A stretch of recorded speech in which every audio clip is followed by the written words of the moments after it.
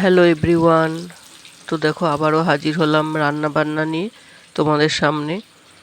তো আজকে বানাচ্ছি মাছের ঝোল। মাছগুলো ভালো করে ধুয়ে নুন হলুদ মাখিয়ে ফ্রাই করছি। আর একটা গ্যাসে দেখো ভেন্ডি আলুর চচ্চড়ি করে রেখে দিয়েছি।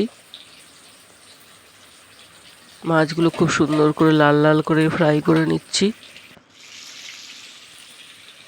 কয়েকটা মাছ ভেজে দেখো তুলে নিয়েছি, আরও কয়েকটা ভাজছি। আর মাথাটা শুধু বাকি আছে। তো এবার মাথাটা দিয়ে দিলাম ভাজার জন্য। এটা হলো রুই মাছ। সব মাছ ভালো করে ভেজে তারপরে আর একটু তেল দিয়ে দিলাম ফোড়নে 5 ফোড়ন, আর দিলাম পেঁয়াজ কুচি। এরপরে পেঁয়াজটা খুব ভালো করে লাল লাল করে ফ্রাই করে নেব। মাছের ঝোলে খুব একটা তেল লাগে না, তার জন্য অল্প পরিমাণে তেল দিয়েছি। দিলাম 2টো কাঁচা লঙ্কা, তো একটু সেন্ট হওয়ার জন্য। কাঁচা লঙ্কা দিলে খুব ভালো সেন্ট হয় তরকারিতে। এরপর দিচ্ছি টমেটো কুচি। টমেটো কুচি দিয়ে আবার একটু ভালো করে নাড়াচাড়া করে নিচ্ছি।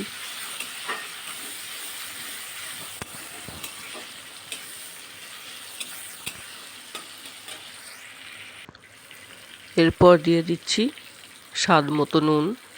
টমেটো দেওয়ার পরে নুন দিলে টমেটো খুব সুন্দরভাবে গলে যায়।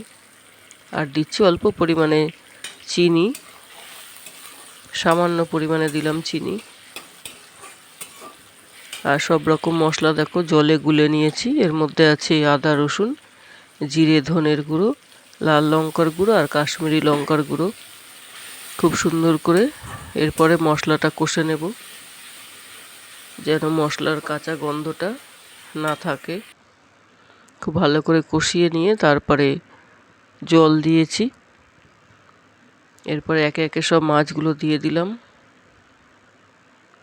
মাছে আমি কোনো সবজি দিচ্ছি না,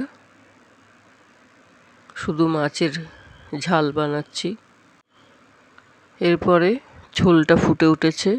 উপর থেকে দেখো ধনেপাতার কুচি ছড়িয়ে দিলাম। অল্প পরিমাণে দিলাম ধনেপাতা। ফিশ কারি রেডি হয়ে গেল। ভিডিওটা ভালো লাগলে প্লিজ একটু লাইক কমেন্ট করো।